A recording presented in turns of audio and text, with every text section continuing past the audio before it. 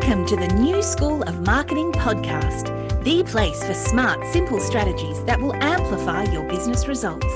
Sharing practical tips, insider knowledge, and actionable advice because marketing is something that every business owner can do. Now, let's get started. Introducing your host, Bianca McKenzie, mum, lover of snow sports, camping, horse riding, and in-demand launch strategist and Facebook advertising knowledge bank. Hey, welcome to the New School of Marketing podcast. I'm Bianca McKenzie, and this is a place where we break down marketing strategies that actually work without the overwhelm. Before we dive in, I want to acknowledge the traditional owners of the land I live and work on, the Palawa people of Lutruwita.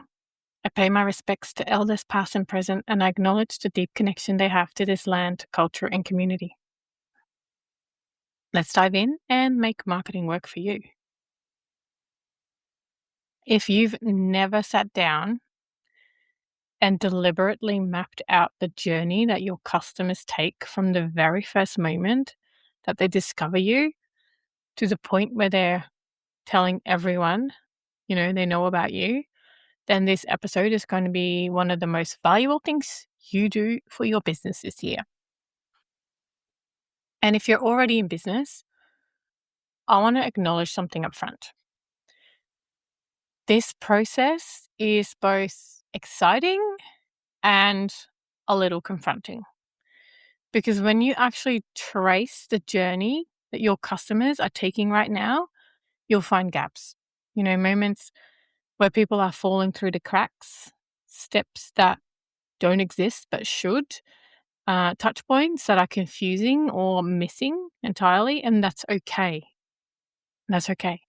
Finding them is exactly the point. Today we're talking about how to craft your customer journey intentionally. Not assume that it exists, not hope that it's working, but actually sitting down and designing it. Or if you're already in business, I want you to audit what you've already got and where the leaks are. Because here's the truth, most businesses don't have a customer journey. They have a collection of disconnected marketing activities that they hope somehow adds up to a customer journey. And that gap between what they hope is happening and what's actually happening for their customer, that's where the revenue is disappearing. Now let's start with what we actually mean by a customer journey, because I think it gets talked about in a quite abstract way that doesn't always translate into something that you can work with practically. Your customer journey is the complete experience that a person has with your business, from the very first moment that they become aware that you exist, all the way through to becoming not just a customer, but an enthusiastic advocate who sends other people your way. It's not just your sales funnel. It's not just your email sequence. It's everything, every touch point, every interaction, every experience. The ones that you've designed intentionally and the ones that are just happening by default because you haven't thought about them yet. And here's why this matters so much. Your customer is on a journey whether you've designed it or not. Right now, people are discovering your business, forming impressions, making decisions, having experiences, and all of that is creating a relationship with your brand that will either move them forward or stop them in their tracks. The only question is whether that journey has been thoughtfully designed or whether it's happening accidentally. And most businesses are in the accidentally happening category. And that's not a criticism. It's just a reality of building something while also running it. You're focusing on delivering your work, serving your clients, keeping everything moving.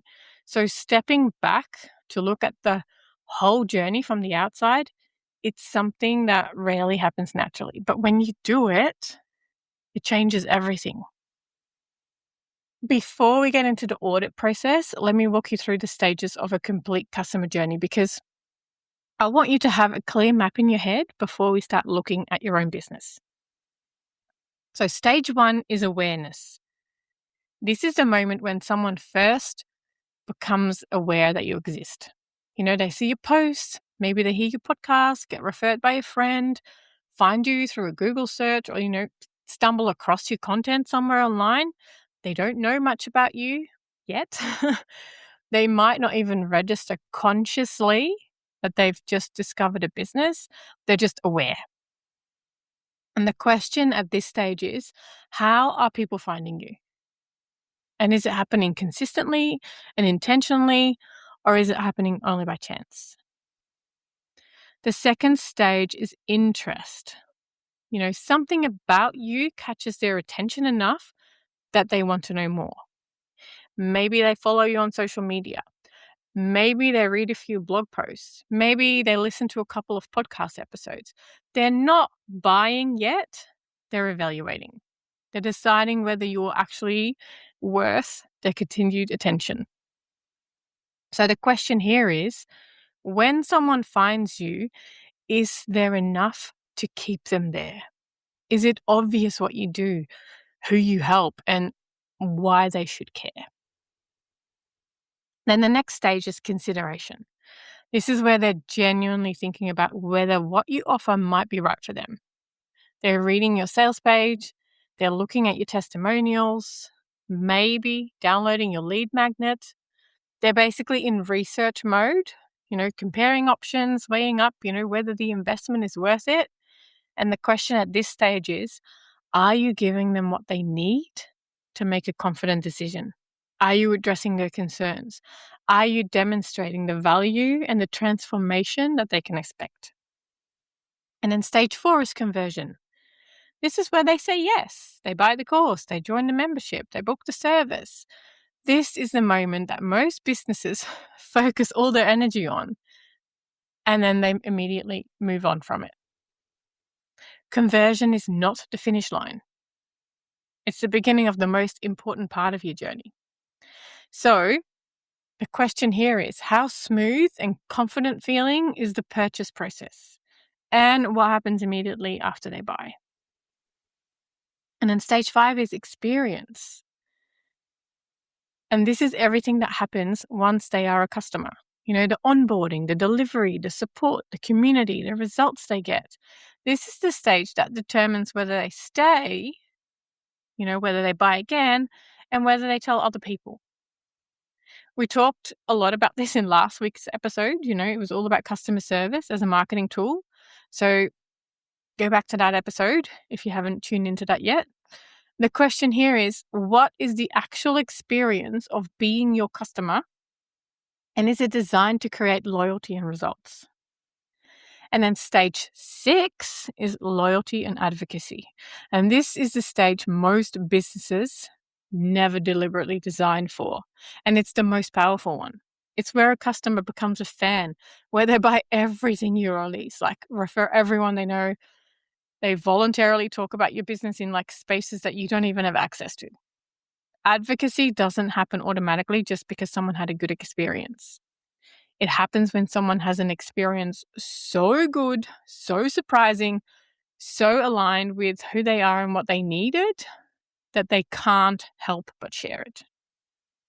And you actually can design for it. You can. Most businesses just don't, but you can. So I know most marketing talk tends to be about the 4 stages, awareness, interest, consideration, conversion. And it leaves out stage 5 and 6, which are experience and loyalty and advocacy. Right. So now let's talk about how to actually do this if you're already in business, because the process is slightly different from designing a journey from scratch. If you're already in business, you already have a customer journey. It exists. It's probably not as intentional as you'd like it to be. So what we're doing isn't building from zero. It's tracing what already exists and then identify where it needs work. And I want you to think of this as like a marketing audit. And I really encourage you to actually do this exercise, not just listen to this episode and think, yeah, that's, it's a good idea. I actually want you to set aside a few hours Get a piece of paper or open a document and actually map it out, because the gaps that you'll find will be worth so much more than the time you spend finding them. So, before you do anything else, I want you to try to experience your business the way a new customer would. Google yourself. Find your social media profiles. Read your bio as if you've never seen it before. Click the link in your bio. Read your lead magnet landing page. Sign up for your own email list and see what happens. I actually do this every single time I create a new automation.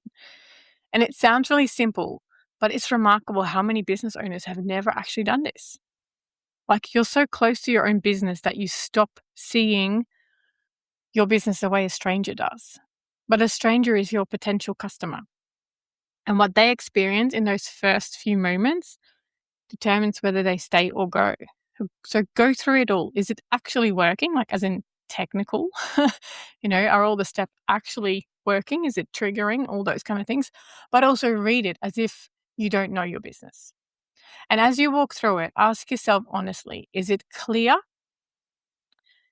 And then really step back, like as if you don't know anything about it.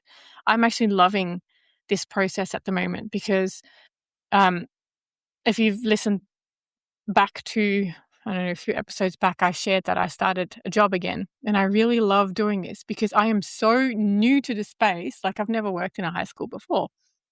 So I'm asking a lot of questions because a lot of it is not clear. Like, there's a lot of jargon. There's a lot of, like, in a way, we are putting out content that it's almost like we expect people to have a certain knowledge, but do they? So it's really interesting. I'm asking a lot of questions about this, but I want you to do this about your business. So is it clear? Is it compelling? Does it make sense? And not just, for you. And if you really struggle with this, get someone to do this who is not in your space, who does not know a whole lot of things about your business. Also, does it feel warm and inviting, or is it just cold, clinical, and confusing? Where did you feel uncertain about what to do next? Where did it feel clunky or disconnected? So write down everything you notice, like everything. The things that work well and the things that don't. And remember that you're looking at your business through fresh eyes. Just literally pretend that you know nothing because that perspective is really valuable. Now, take each stage of the journey and map out what actually exists in your business right now, not what you intend to be there, just what is actually there. That's all I want you to do first. So for awareness, how are people currently discovering you? Is it social media, word of mouth, search, podcast? Write it down and be honest about whether these channels are active and intentional or whether it's sporadic and accidental. For the second stage, for interest, when someone finds you, what do they find? Do they find a complete, compelling social media profile, a website that clearly explains what you do, a body of content that demonstrates your expertise, or a half-finished website or something that needs updating, a social feed that hasn't been posted on in 3 weeks, a bio that isn't quite right? Like, what is it? And I don't want you to feel guilty about any of this. I just want you to be factual. This is not about, what you should have done, blah, blah, blah. It's just about the facts. Once we've got this in place, then we can start working on it. For stage 3, consideration, what do you have in place to help people decide? Do you have a lead magnet? Do you have a discovery call process? Testimonials, case studies, a clear and well-written sales page? Or are you hoping people will just, figure it out? Again, no judgment here. We're getting all the facts. It's just a fact-finding mission. For conversion, how do people actually buy from you? Is it a smooth process? Is it simple? Does it work on a mobile? Does it feel secure and confidence inspiring? Or is it clunky? Is it confusing? Harder than it should be? And I love this part. I'm always looking at how can we make it easier. You don't want to give people too many steps. You also want to give people options. Remember, we're not actually fixing anything here. We're just looking at, what's there. That's all we're writing down. Okay, for the next stage, for experience, what happens after they buy? Map out everything, the confirmation email, the onboarding sequence, the first week, the first month.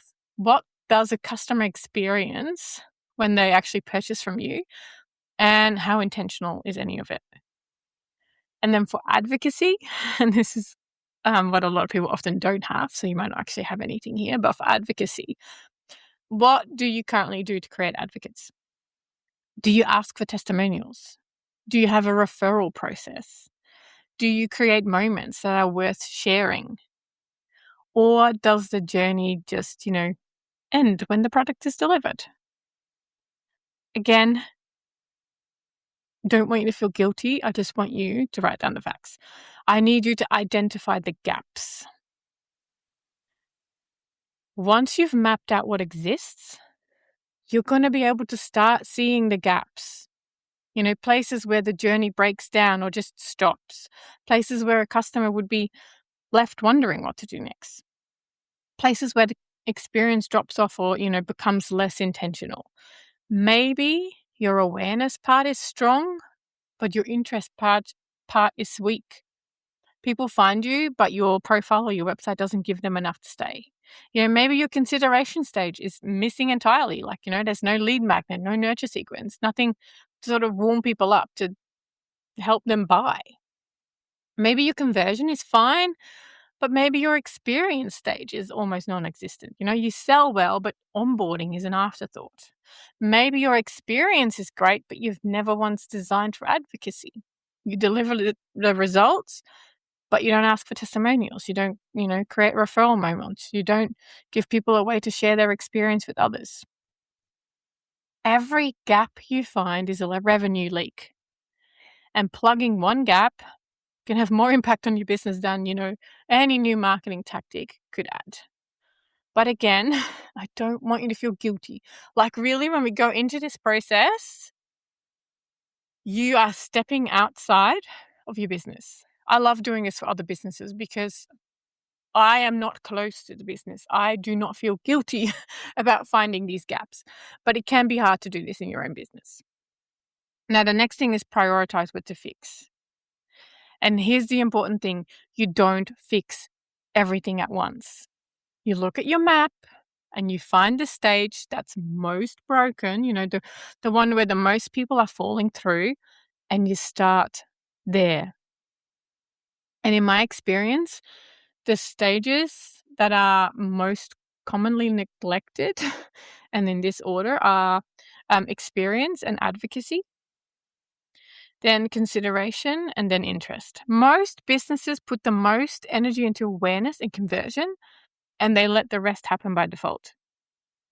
But fixing the experience stage, improving what happens after someone buys, it's going to often have a faster and more significant impact on your revenue than anything you do at the awareness stage, because it affects retention, it affects repeat purchases and word of mouth all at once. It's the most leveraged place to work. You've already convinced these people to be with you. Now you're just plugging the leaks. Now, once you've audited what exists and identified your gaps, the next step is designing what should be there. And I want to talk about how to approach this, because I think the tendency is to jump straight to tactics, what tools you should use, what my email should say, what my onboarding should look like. But before tactics, you need a feeling. You need to know how you want your customer to feel at each stage of the journey. Because the tactics will change. The tools, they can evolve. But the feeling that you're designing for should be consistent, and it should be intentional throughout the whole journey. So at awareness, you often want people to feel curious, intrigued, like they found something worth exploring. At interest, you want people to feel seen, like you understand exactly what they're dealing with and that you have something relevant to offer. At consideration, you want people to feel confident, like they have enough information to make a good decision and the risk feels low. And then at conversion, you want people to feel excited, like they've made a really good decision and they can't wait to get started. At the experience level, you want people to feel supported, valued, capable, like they're getting real results and they're not doing it alone. And at the advocacy level, you want people to feel proud, like being part of your community is like something that's worth talking about. Like recommending you to others is genuinely doing their friends a favor. And when you design backwards from these feelings, when every tactical decision is made in service of creating a specific emotional experience at each stage, your customer journey stops being like a funnel and it becomes something really human. And that's what people remember. That's what they will talk about. So within the customer journey, there are certain moments that carry more weight than others. Moments where the experience you create has an outsized impact on how someone feels about your business. And I want to highlight a few of these because they're worth designing with particular care. The first one is the first impression. So whether it's your Instagram profile, your homepage, like website, your lead magnet, your landing page, whatever it is most likely the first thing that a new person sees, this moment happens in seconds and it shapes everything that follows. It needs to be clear, it needs to be warm, and it needs to be immediately relevant to the person you're trying to reach. The next one is the post-purchase moment. The 24 to 48 hours after someone buys from you for the first time. This is when the buyer's remorse can set in. When the excitement can fade, especially if it's not nurtured, and when the tone for the entire customer relationship is established. So a warm, clear, genuinely delightful onboarding experience in that 24 to 48 hour window, it creates loyalty that lasts. And the next one is the first win. The moment your customer gets their first tangible result from what you've sold them. This might be, completing the first module and having a breakthrough, or getting their first piece of feedback on something they created using your framework, or having their first call with you and feeling genuinely seen. So help them get to this moment as quickly as possible and then acknowledge it. The first win creates belief that more wins are possible, and belief is what keeps people in. The next one is the problem moment. When something goes wrong, when they're confused, frustrated, disappointed, how you handle this moment, with speed, warmth, and care, that will do more for your relationship with that customer than almost anything else. So I want you to design for this. Have a process. Make sure that that you don't leave anything to chance. The next one is the natural exit point. And this is for memberships especially. There's usually like a natural moment when people consider leaving. And it's often around the 3-month mark, when the initial excitement has worn off and they're assessing whether the value is still there. Knowing when this moment comes allows you to design proactively for it. A check-in, a win, a re-engagement, something that reconnects them to the value before they've mentally already left. One last thing I want to say about your customer journey map, it's not something you do once and put in a drawer. It's a living document that should be revisited regularly, like I would say every quarter, because your business changes, it evolves, your offers change, your customers change.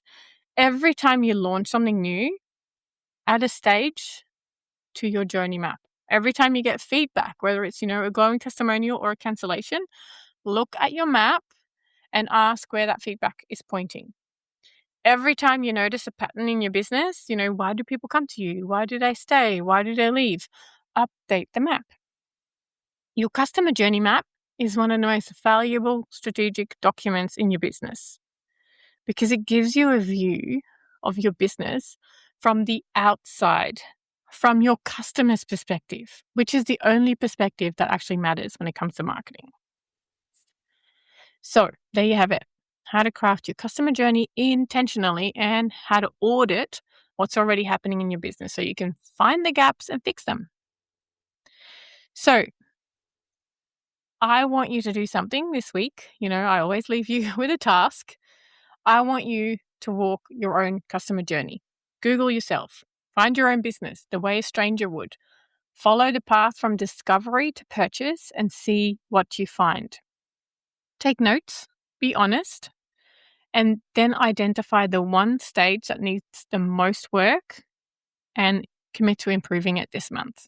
Again, do not feel guilty at any of these stages when you go through this. If this is really hard for you, engage a professional. Get someone else to do an audit. Like most marketers, including myself, do marketing audits to see where the gaps are.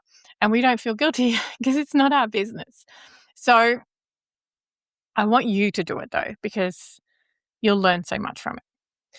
I don't want you to change everything. I just want you to choose one, like find the biggest leak and plug it first.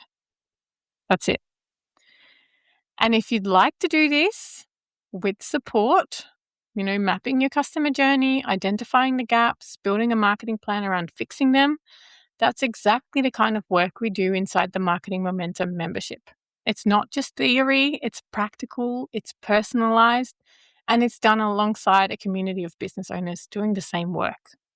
I will pop the link about the membership in the show notes so you can find out more.